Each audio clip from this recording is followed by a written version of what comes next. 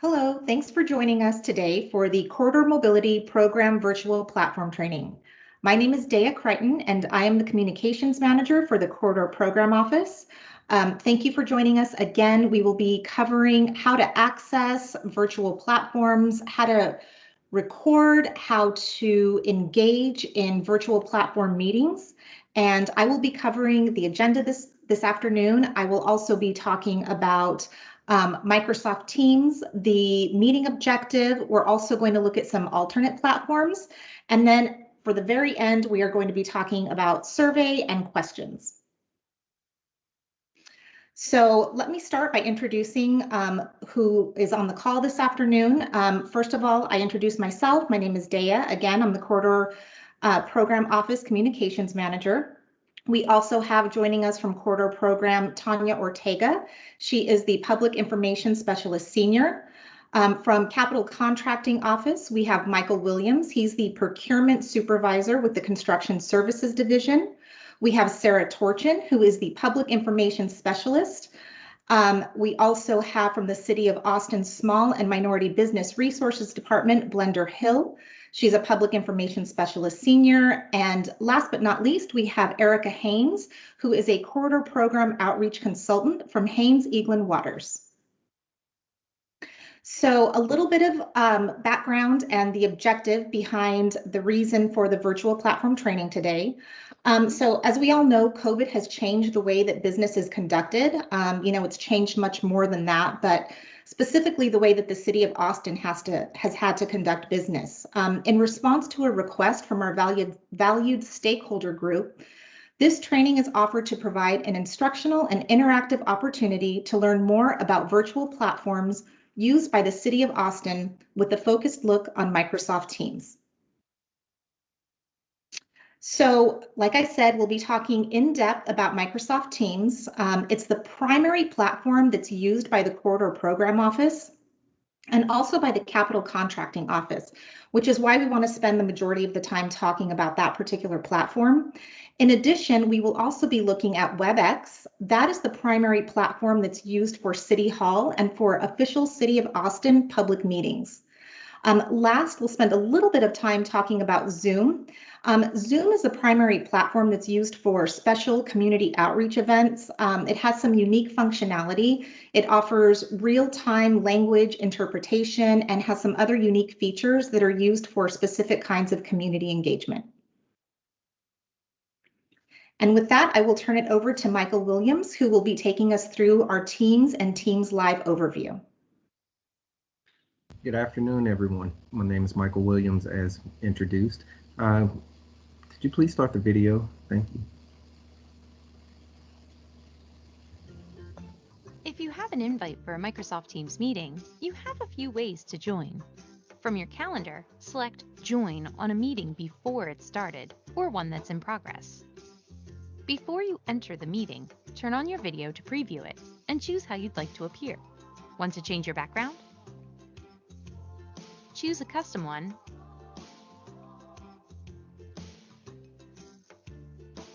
or blur it.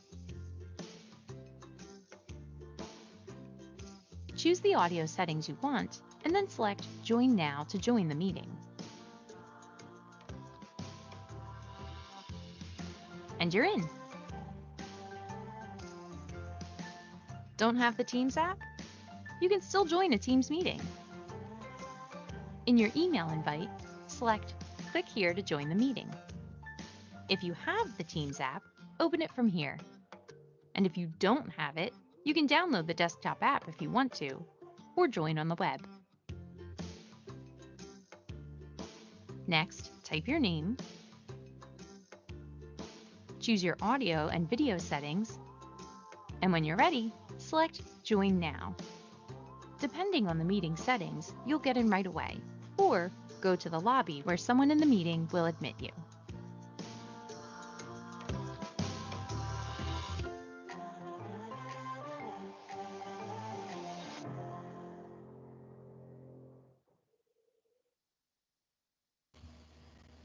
All right, good afternoon again. At this time, we'll be going over Teams and some of the functionality behind Teams. This will be an interactive engagement, meaning that you will be prompted to go through your team's icons and to select functions and participate with the training today. Currently displayed is the Teams toolbar, which should be on the top right of your computer window or in the center of your screen. A couple of icons are showing participants, showing your chat, more options, raise your hand, camera on and off, mute, unmute, screen share, and leaving the meeting. Next slide. For functions and interactions, a lot of things we go over are meeting etiquette, visual, camera enabling, disabling, visual, changing your background, and audio, microphone, mute and unmute. For meeting etiquette, if you're not speaking, make sure that your camera is turned off and you're muted. At this time, we'll practice going over turning your camera on and off. At this time, would you hit the camera icon, which is located on the top toolbar, third left from the center. So practice turning your camera on and off, please.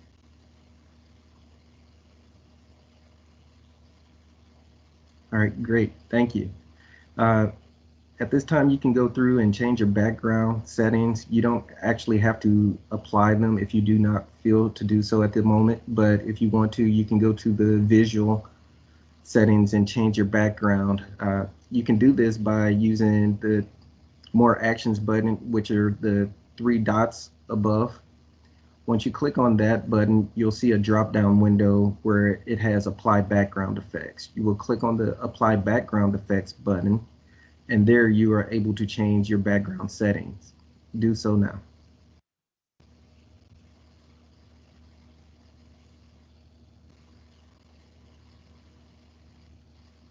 Okay, moving on to the next function, we'll go over the audio function, which is to mute and unmute your microphone.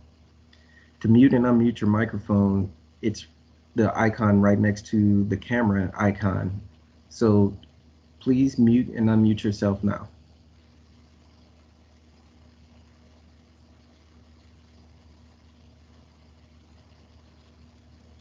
Great, thank you. Next slide. All right, more functions in interaction are screen share, how to show, add participants, raise your hand, and chat.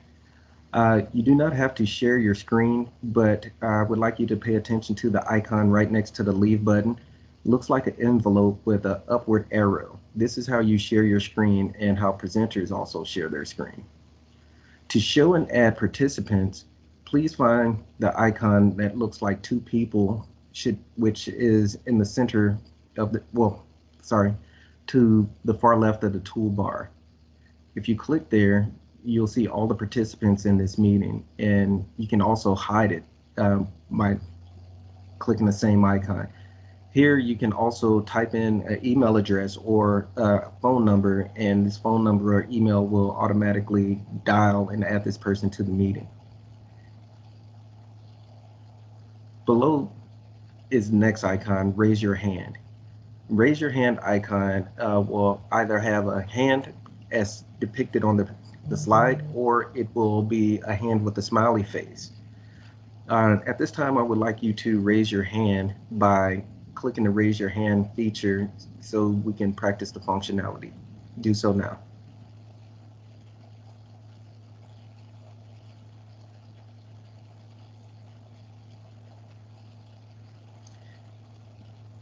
Great, thank you.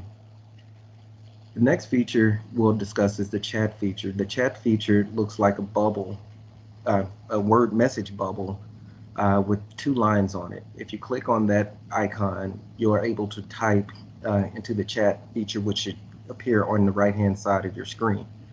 At this time, would you click on the chat icon, then type your first name and good morning or good afternoon?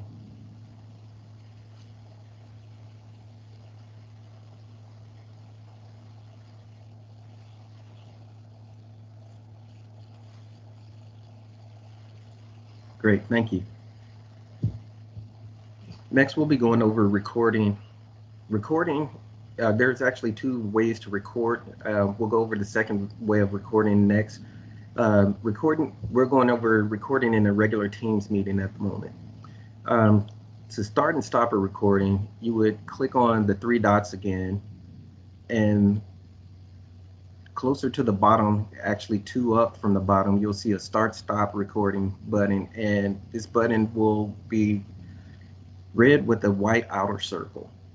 So when you're clicking recording, just click that button and it will start and stop. Next slide. To access your recording, all you have to do is go to your meeting chat, and the recording will be placed in the meeting chat window, or it will be emailed to all participants via the meeting invite. There you can access the recording and download it as well. If this video is internal to your organization, you are able to access this video. If you're not a member of the organization, the video will be uploaded to another outside media such as YouTube or a city website or another website belonging to the organization providing the video. Next slide. Here we'll be going over some features of Teams versus Teams Live. So Teams is used primarily for meeting and two-way interface and two-way engagement, whereas Teams Live is a one-way channel focused on providing input and information out to a broader audience. Some of the differences between Teams Live and Teams are as listed below. Teams has a capacity of 250 people who are able to attend. The maximum duration for a meeting is 24 hours. The visual, you can share your camera, you can also speak, you can chat, you can screen share, and there is no delay because this function is real time, and the recording is manually activated. In a Teams Live event, the maximum capacity is 10,000 viewers. The duration of a recording is 4 hours. You cannot share your camera, and you cannot speak unless you're a presenter or a producer. The only way you can chat is in the question and answer section. There is no screen share, and there is a potential of a 15 to 60 second delay depending on your internet speed. A recording for a Teams Live video automatically starts once the record button is hit and the Teams Live is active. Next slide.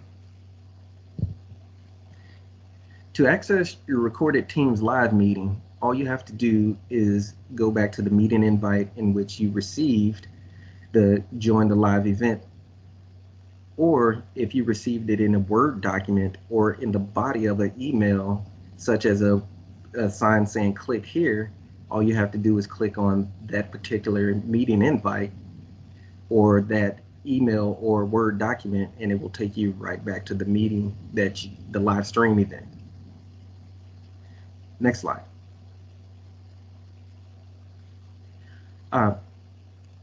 For the Capital Contracting Office, we do our pre-bids and our virtual bid openings via live stream, which can be accessed through Vendor Connect or Austin Finance Online.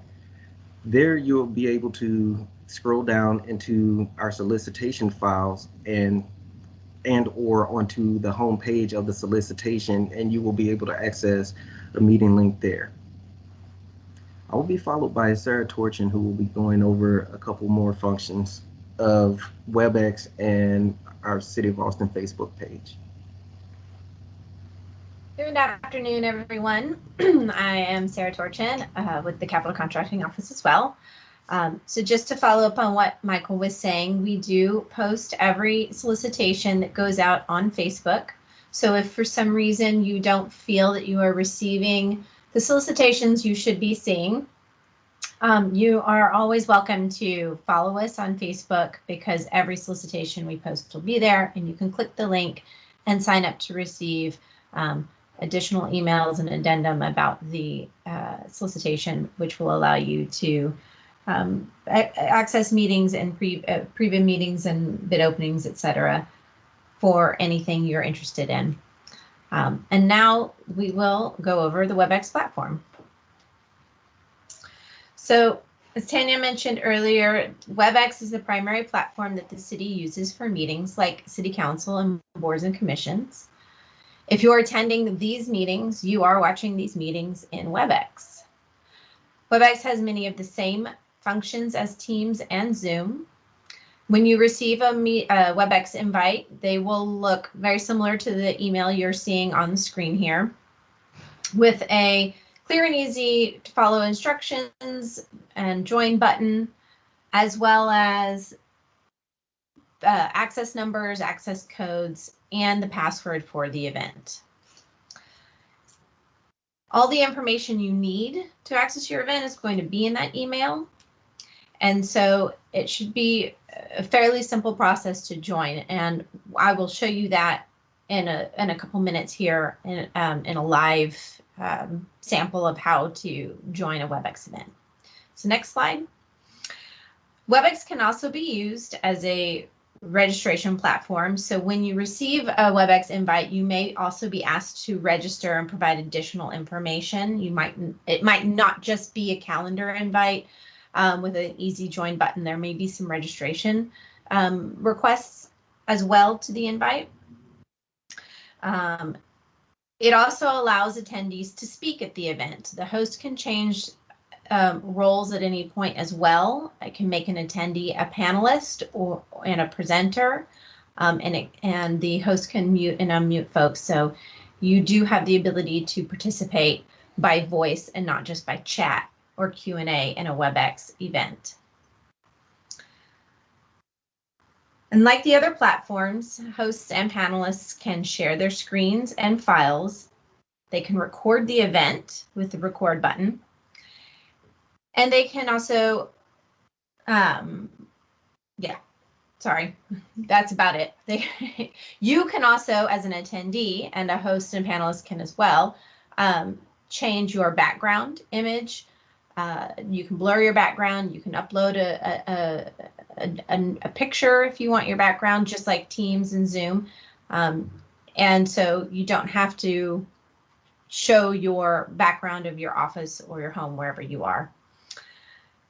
And now we'll do the live walkthrough of WebEx. I'm going to share my screen. Let me get it loaded here. So once you click that little green button in the email you would have received, you'll get a pop-up screen like this. It gives you the option to join by browser or by the desktop app. And so I'm going to go ahead. It automatically puts in your event password. You may have to complete your first name, last name, and you may even have to complete your email address if you've never logged in before. But most stuff should automatically be filled out for you when you click the join button. And so then we're going to join because the host has started the event. And give it a hot minute. Hopefully it will.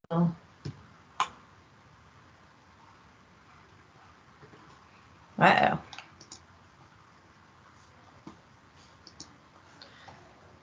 Don't know why this is not starting, guys.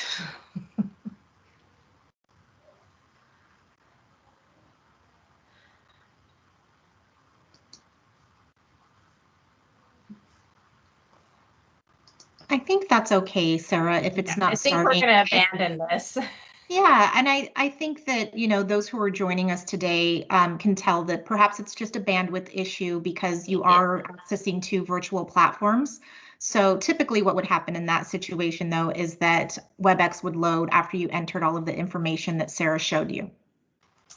It would. And yeah, it looks like I am having an actual Cisco issue and not necessarily a bandwidth issue. Well, that is the problem with doing things live. Let's see. Well, that is about it for WebEx then. I apologize. No problem. Thank you, Sarah. Mm-hmm. All right, well, let's move on to Zoom then. I'm Tanya Ortega, and I'm going to be sharing some information with you about Zoom. And odds are that some of you may have already used Zoom during the pandemic. If we could go to the next slide. But if you haven't ever used it, there are some basic functions of the program that we can talk about. Zoom is a free video conferencing application that can be accessed through your phone or on a desktop, on your laptop, which is what makes it accessible to so many people. So participants can watch the presentation with or without their camera on, and they can also ask questions in the chat during a meeting. And that's very similar to what we were seeing on Teams. The free version allows for up to 100 participants, but you can purchase an upgraded version of that, and that allows for up to 1,000 participants. And that also has some additional pay features that allow for different things like breakout rooms and an interpretation feature. The City of Austin is currently using that interpretation feature through a pilot program to provide real-time interpretation in multiple languages. And we recently used it in 2 of our public outreach meetings, and we got some good feedback from that. So just another thing that you can use Zoom if you choose to get the paid add-ons to that. Next slide, please. All right, so this is the basic layout of Zoom and how you would see it on your screen. And I am going to do a live look after I explain a little bit about this first. So Zoom meetings can be open to the public, or you can provide a password to enter the room. It just depends on what kind of meeting you're having. And once you're in the room, you can turn on your video or audio on the bottom left. And then the middle buttons also allow you to invite others to the meeting. You can look at the participants list, you can share your screen, you can chat, raise your hand, and choose how you see the room layout. Zoom does have some security features that can be enabled to limit the access that attendees have. And that includes not allowing people to share their screen if you don't want to. You can also limit if people can chat with each other, limit if people can rename themselves or make physical annotations to the presentation. So these are all part of the security settings, and they can all be set up ahead of the meeting. And that's going to be able to create a safety buffer so that guests don't take over the presentation. Overall, Zoom is very user-friendly and can definitely be a valuable function for everyone out there. So I'm going to go ahead and share a screen here. Let's see if we can go ahead. Okay, that was the wrong screen. Let me try to find the right screen. 1 second. Oh. Okay, well, let's see if it lets me do this. Close it out. So I'm creating a new meeting right now.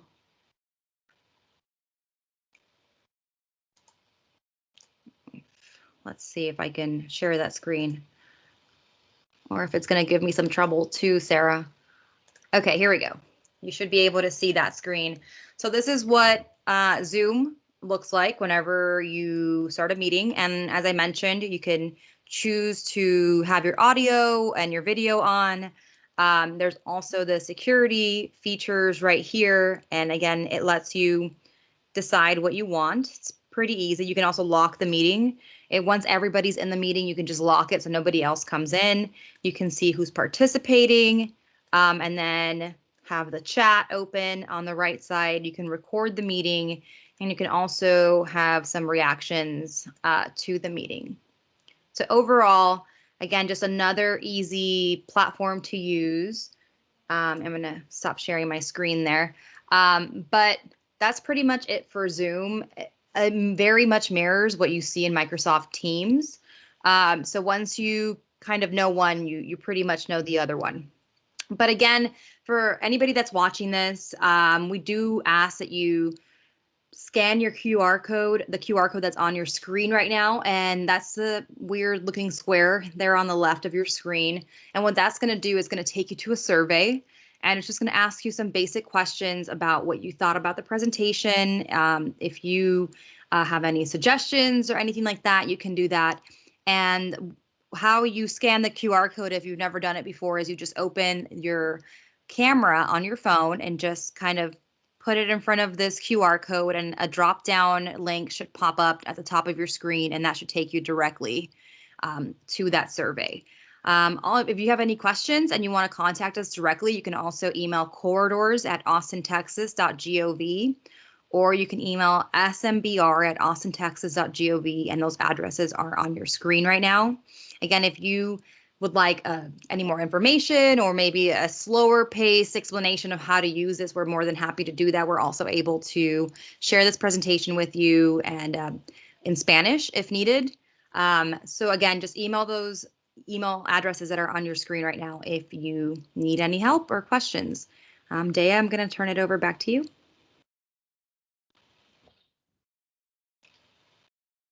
Great. Once again, I just want to thank everyone for viewing today, for participating, and to echo what Tanya said, if you have any questions, please don't hesitate to reach out to us. We're happy to clarify, or we can provide some additional training.